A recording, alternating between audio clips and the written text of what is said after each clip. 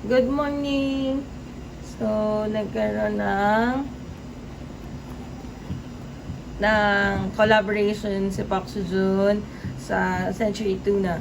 So, itong binili namin is Century Tuna Flakes in oil na 159 grams na tatlo. Tapos magkakaroon ka na free photo card. So, ayan yung nutrition information ng Century Tuna. Then, meron din siyang free na recipe sa likod. And, meron siyang 7 designs ng photo cards. Tapos, ito yung pinaka-rare. Ayan.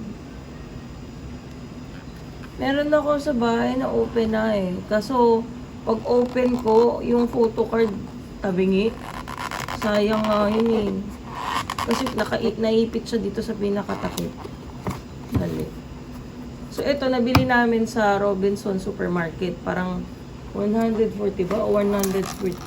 Parang mga ganun. Yung presyo niya. Yeah. Nakapag-Century Tuna na ba ang lahat? Tapos magkakaroon din pala siya dito ng fan meat. Na care of din sa Century Tuna. So, yan. Tatlo siya. 1, 2, 3. Tatlong tigwa 150 grams. So, ito na. Ito yung Century Tuna Flakes in oil.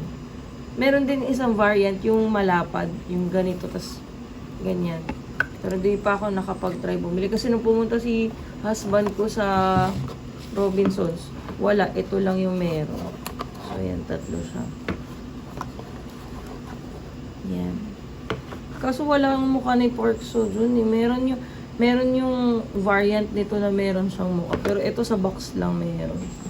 So, try na lang akong bumili ulit. So, ito na ang kanyang photo card. So, ito siya.